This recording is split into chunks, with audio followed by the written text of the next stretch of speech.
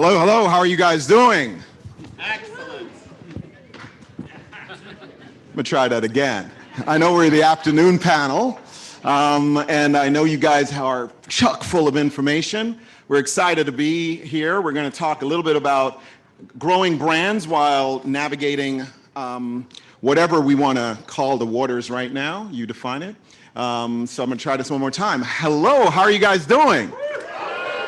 All right, that's some energy, all right. I'm excited about the panel that we've got here to discuss this topic. Beyond the brief name and title, Dennis, starting with you, we want to come back to a little bit about who you are, what you do within inside your organization, and then we'll dive right in. Yeah, hi everybody, I'm Dennis Potgraven, leading the strategy practice at Wavemaker as CSO. Hi everyone, I'm Beth Kaminkow, and I'm pushing job duality forward. So I'm a global CEO of VMLY&R Commerce, and I'm the New York CEO of VMLY&R. Overachiever. I'm Scott McDonald. I'm the president of the Advertising Research Foundation. Awesome. All right. Thank you. And I'm Kirk McDonald, and for the most part, try to do as little as I can at GroupM. So let's jump in. Someone laughed because they know that's true. All right. So brands, consumers, there's anxiety. Leaders are being asked to figure out savings. Marketers' budgets are being challenged, prove that it works. Oftentimes when we face what we believe are recessionary economies, the challenge for marketers is to somehow defend the role of marketing storytelling during that time. I'm gonna start, Beth Ann, with you, because you're tied to something like commerce sometimes. But among your clients, how are you helping them navigate that question? How are you helping them respond to this moment? Well, I'll start with the biggest fundamental principle, I think, and that is short-term versus long-term. I think the full view for people ends up getting shortened when you're feeling the pressure and you anticipate what's to come, even if it's uncertain and it may not happen. So I think the most important thing is not to get doomsday, but to be okay with shortening the view. And that means that everything that you do should be really tied to measurement and things that you can start to see almost immediately, the signals that the communications, the content, the media strategy is working. So, and it is something, because we do have commerce as a core ingredient in our strategy, that helps us through this time. Because I think the clients, even if it's not specific commerce activations, I think the clients immediately give you credit for thinking in a way that is balancing short-term and long-term equity builds and value creation. Again, I heard clearly there, in this moment, don't panic, adjust. If I wanted to be skeptical or negative, I could have tried to strip out of that. You didn't say it, and I'm coming to you, Dennis, with this. I could strip out of that, move towards bottom of funnel activity, easier to read activity. Dennis, again, for Wavemaker, your clients turn around and say, look, we're gonna stop the top of funnel brand marketing, performance. How do you respond and help them think that through? Yeah, like Beth was saying as well, it's very much not about panicking, but looking a little bit more beyond the short-term period as well and balancing that. We just concluded some research. Actually, the field research was only done in September. And indeed, you see that consumers are reacting to this economic decline in a much more severe way than also looking back at 2008, for example, with consumer behavior that is going to last longer. So it's not a very short-term solution that we would bring to the table, but balancing, let's say, optimizing your focus on profit now that enables you also to bring and to build a longer-term solution, that's something that we push for. And there is an opportunity to do so, because we know that for a lot of brands, out of their total, let's say, bottom line revenue and income, 75% is the baseline and only 25% is incremental. That means all the short-term activations, promotions. So if you have the balance that on the short-term activation, you really focus on profit, but you keep on developing a plan for the longer term, because this situation is here to going to stay for a couple of years. It's not a 12 or an 18-month game. You see consumers acting, like I said before, in a much more severe way, and it will stay for a longer time. So you need to have a path for growth, for bottom line and top line growth for a much longer period than only looking at the few months ahead of us. All right, so you introduced something there that brands are all going to be challenged with, right? So the senior marketing professional inside your organizations, you're talking to CFO, he's talking to, or she's talking about short term, we need to actually be profitable. Now you're talking about the trade-offs of maybe saying, look, you can't have that cannibalize your future growth opportunity. But again, I'm going to be the skeptical moderator today. Isn't that what the agency's going to tell the brand, though, that no, do this? And I'm coming to you, Scott Cameron McDonald, my cousin from Scotland. We are separated at birth. You see this. You see the resemblance. Mom can barely tell us apart, actually. So Scott, from a research standpoint, does research support Dennis's argument? How do brands that cut their messaging, their top of funnel and or ongoing support message, is that the right strategy long term? And is there evidence behind that, or is it opposite to that? So the ARF was founded in 1936, and it started out by studying this. The first study that we can see dates back to like 26. So we've been through a lot of recessions, a lot of wars, a lot of different causes of recession. We thought 2008 was actually a pretty unique one because it was housing based and a financial panic. But we haven't seen anything quite like the one that we are in right now. The recessions have tended to get shorter and recoveries longer over time. This one was super short and then super big expansion, and now challenged by inflation. So I think the evidence overall, if you go across, we've got more than 40 studies that have covered 37 countries, thousands of companies in lots of different sectors. And on average, it's advertising is very elastic. It is perfectly elastic. It shrinks to the same proportion as GDP, ad spend, and then comes back. But that disguises an awful lot of difference in performance of companies within that. And in general, if companies, and big companies tend to do better than small ones overall, but if companies seriously cut ad spend and let share of voice fall below share of market, they lose share of market. And it takes, on average, 5 years to recover. And what's worse, to Dennis' point, is they tend to do that with too much of a short-term focus that hurts profitability. So, my go-to advice to companies is optimize for profitability. Forget about ROI right now, don't, because that tends toward short-termism and toward, going for the price promotion, but it really depends on which sector you're in. You got to know your sector. Okay, so Beth, I want to come back to you. When you're in those conversations with the clients, and I use clients to now say, does the conversation need to shift? Is the currency of the conversation different? Because is the role of us, meaning agents, research organization, that of advising strategy here, or producing the evidences? And is there a new party that comes in those conversations with the clients? Because usually we're focused on a media plan and the outcomes of a media plan. This starts getting into business decisions, right? And oftentimes marketers are not at that business conversation table. How do we help the clients get through that, or are you seeing that even available to some of the client contacts you're engaged with? Well, that's where I was going to actually go with the answer, and differing a little bit from what we're hearing from the both of you, with all respect, because it's really interesting to hear your research. But seeing some fundamental shifts happening in our space right now. And I mean, obviously that's broad, but I think the marketing mix is fundamentally changing right now. And even the pandemic showed us that consumer behavior is changing. And I think the consumer response to the pressures that they're facing economically, we're still seeing a lot of bullish spending in a lot of the consumer goods spaces and even the luxury markets.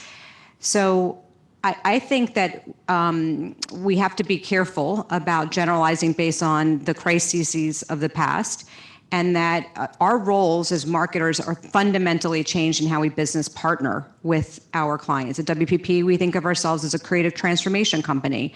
So we're not talking about advertising and media as we knew it. We're not talking about a funnel. And when we say short-term versus long-term view, we have a whole new toolbox of how we express that.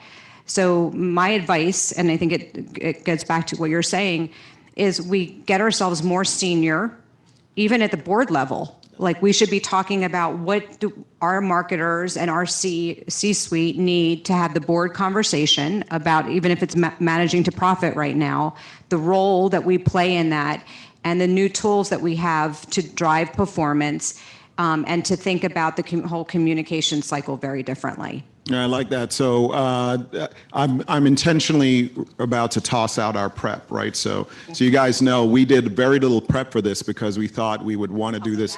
Yeah, well, we didn't. We read the abstract and we thought if you'd come, we'd come too. But then what I like with panels like this is we can go very honestly in the direction of the panel. So I'm going to tell you where I want to go next. What do we know about, and research we've done, I know Wavemaker's done a bunch of this, we've done a bunch across WPP, you guys are living in this space. What do we know about consumer behavior in this moment? Everything I've seen indicates that while we feel a recession coming, because we're sort of sliding into it, the consumer behavior is not binary, it seems to be progressive and selective. Yet still, often marketers are given a binary choice, which is your budget just got cut by 20%. Not a slide down, but a drastic moment. I want to go to consumers a little bit. That's I'm coming to you, Dennis, on that. Then after that, I want to actually speak a little bit about the opportunities that sit on the other side of this, right? Because it doesn't matter even if we advise all of you not to panic, it's not all of your choice. None of you got upset about that. It's not all of your choice. And your organizations may still give you a directive to panic. What happens to the companies that don't, and how do they ride this out? And do we have any evidences of that? And Scott, I'm gonna look to you and then Beth to talk to that. So Dennis, let's first go to, what do we know about consumers in this moment? Are the consumers truly just like, okay, I'm gonna stop 25 things, or are they doing something different? No, I agree with Beth, and that consumers still have money. But I think what is happening now, and that's what we also see from the research, is that US consumers have become more smart buyers. 90% of consumers changed already brands that are in their daily portfolio, and sometimes they will never go back because they have discovered that those brands are delivering more tangible benefits, more tangible value than the brands that they used before. In CPG, for example, what is happening now here in the US, only now, and that happened already like 10, 15 years ago, when you look at Europe, for example, that consumers are shifting now massively to private label. 20% in pantry goods, 20% in dairy, personal care, even beauty, 10%. Over the last 6 months, that consumers switched to private label. So consumers know better to recognize real value, tangible value, and they are able to switch very quickly, and they like the new choice. So they have still money, they are able to spend, but at the same time, it's much more difficult for us as brand marketers to convince them with some kind of emotional, let's say, brand kind of value messaging, because consumers have become, I think, starting with the inflation situation now, much more smart in their buying, and it's difficult sometimes to get them back. So I think that's a big learning. And then coming back to what we said before is you need to look at your baseline, and that can be different in every category. When we look at automotive, for example, there's still a very big demand for cars, but there's not enough supply. So there are different dynamics now that cross supply chain, inflation, and consumer behavior. So you really need to look beyond those 12 months and see what's your path of growth. Okay, Scott, so let's start off first by, because again, love Dennis's point again, for no panel prep, you thought that was a good answer? Come on, give that, come on, give that up. It's pretty solid. Scott, I want to follow a little bit about that consumer behavior now into kind of where brands get outsized returns, right? So agree, disagree on the consumer perspective and how they're behaving, and then talk to me about, is there an opportunity for outsized returns for brands?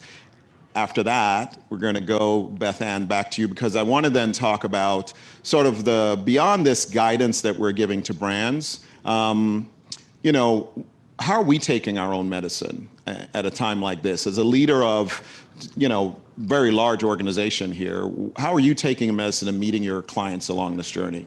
Let's Scott first. So I'm definitely in agreement that, you know, an historical average isn't going to help you a lot. I mean, it's useful to know, but it really does depend upon which business you're in. So the most important thing that we can do is understand consumer behavior in whatever our sector is. Some really are still quite bullish. We've got a lot of income inequality in the United States.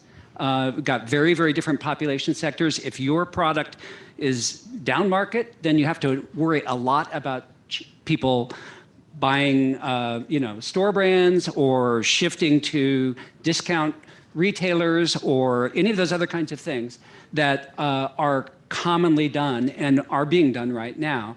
But whole other sectors of the market are really doing quite well. I worked for Condé Nast for 15 years, and you know, it's a very different market from mass market goods. So that's critical, but it's not just about understanding from the standpoint of communication and advertising. And increasingly, our research people at member companies are working on supply chain issues, they're working on pricing.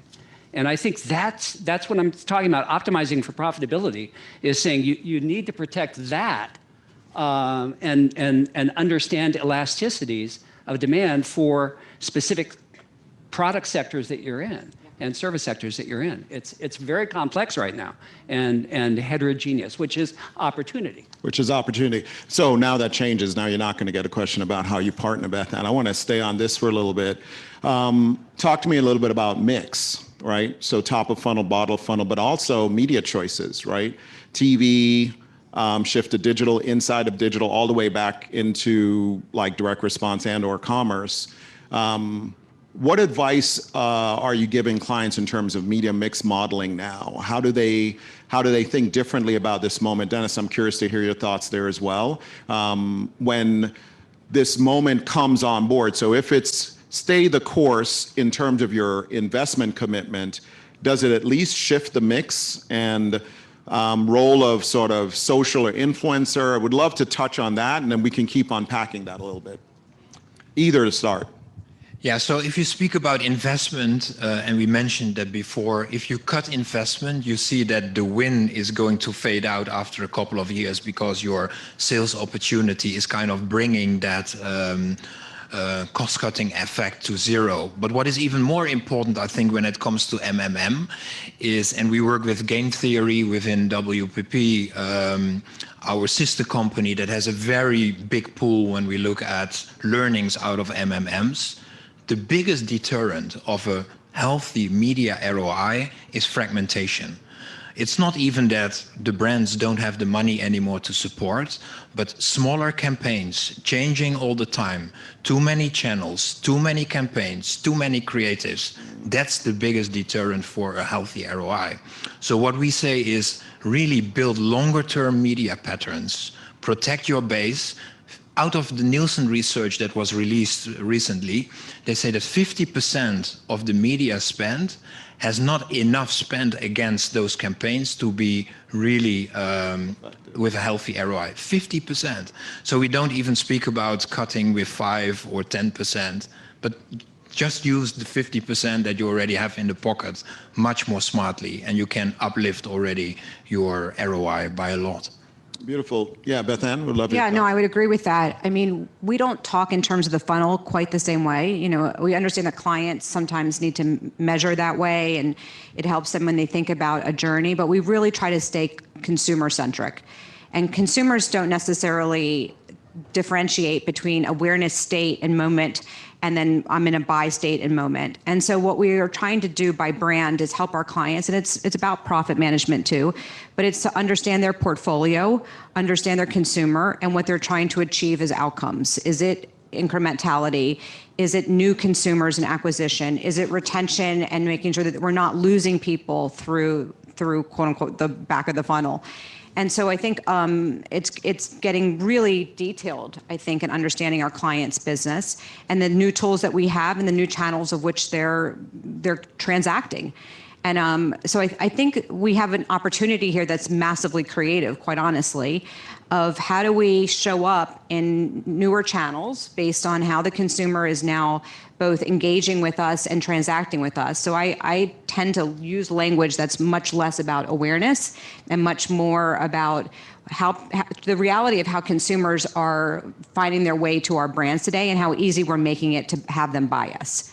And I think if we focus on that and we stay really close to the signals that are showing us that what we're doing is working, then we're able to course correct. Because I do think we're working with agility and a faster pace than we ever have before. And it does require just completely different mix of skill sets on our client side and in our agency side. So that was going to be my last piece to the question you had teed up before, which is I do think we have to look at as agencies is managing our own businesses just like we are with our clients, what are we still choosing to invest in? Yes. Just like during the pandemic, when we moved so far into defensive mode, so the brands that took their foot off the gas, even from an e-com standpoint, are playing massive catch up right now.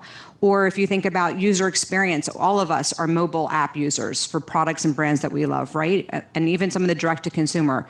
How often is it that you have a great, good, smooth experience? It's very rare right now because they're all broken.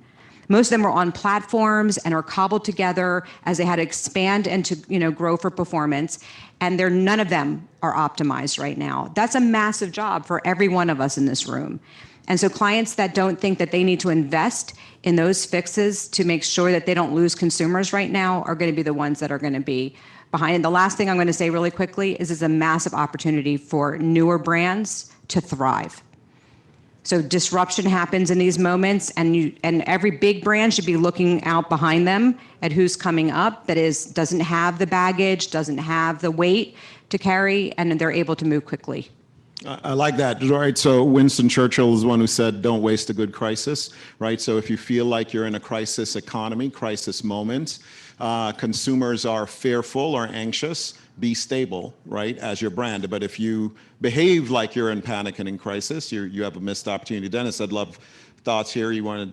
Yeah, when Beth Ann spoke about the CX and the importance, I was thinking about the outcome of our research when I spoke about consumers in the US get much more smart buyers.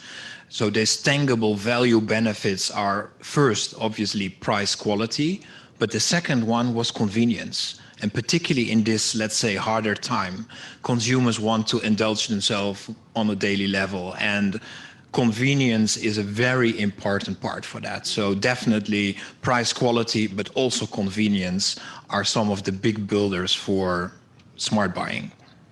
So we have about 11 minutes left. I'm going to turn and tell you that we will open up for a couple of questions. If you say it loud enough and the room hears, that's fine. If not, I'll repeat it as best I can, or we'll try to repeat it in the answer. So if you've got, we've got mics, mobile mics. All right. I don't know if I want a question for you, Michael, but okay. Hello and good afternoon. My name is Michael and I work for Innovators. The question that I have for the panel is around measurement. We've been talking about staring down the battle of a recession.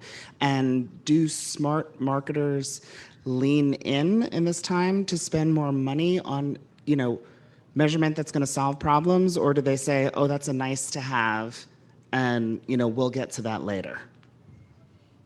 I have some thoughts on that, but I'm going to give Scott and Dennis lead. Beth, we'll jump in later. Scott? Well, I mean, I think of measurement as being a very fertile place for innovation right now in our space, and absolutely essential. I think the worst thing that marketers can do right now is cut R&D, including the R and the D both. So I include measurement in that. So I think definitely you got to lean in further.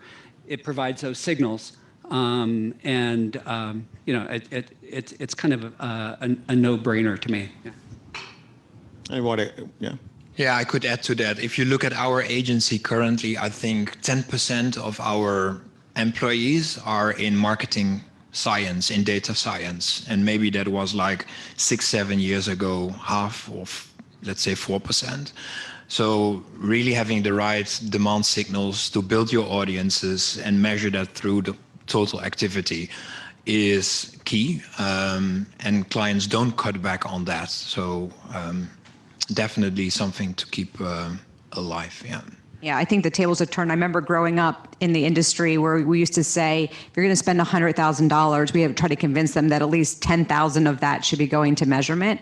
I don't feel like we even have to have those conversations anymore. It's so baked in, and the data science is across every one of our groups. In fact, our main strategic planner, it comes from a data science background. So I think it's so inherent in our approach now that we don't even have to convince and have those conversations. But I'd like to actually kick it back a little bit to what we were talking about before, and just to clarify, when I talk about brands kind of losing share of market because of cutbacks, I'm not really talking about an absolute volume of spending. I'm talking about share of voice. So you can do that in lots of different ways, and actually, when you have a recession, media goes on sale. So you've got to make a lot of adjustments to the media mix to exploit that and to take advantage of less expensive media.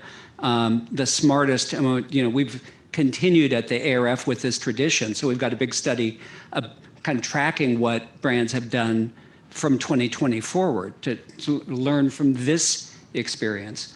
And the early read on that is that some of the smartest companies were those that, yeah, they spent less, but they spread it around quite differently, again, to a lot of the newer forms of media that didn't exist in 2008. And you see really smart returns, both for small and large companies. And there you have opportunities as well. If you are in a category now where almost everybody is cutting back spend, and you are moving your spend to your biggest brands, to your baseline, to your big bets, then you also have an opportunity now to easily increase your share of voice. Right. Instead of putting it on every brand, you are focusing on 1 or 2 brands, and then your share of voice will be, with even maybe less money, higher than ever before. All right, I just heard it clearly, right? So during this time, buying share of voice is cheaper than when we're living in another time. So there is an opportunity for brands to thrive, and it relies on data-driven insights to make it work. Other questions? Saw a little bit more movement earlier on.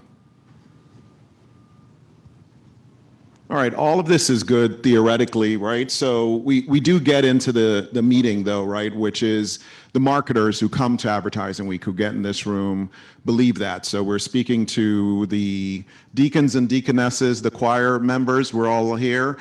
We do have to go convince the CFO, someone else. What is that experience like? Beth Ann, you touched on this a little bit earlier, right? Our active role is to often now rely on other relationships we have beyond the media department, beyond those that control advertising budgets, to those who are actually worried about profitability inside the organization, our CFO to CFO connections, et cetera.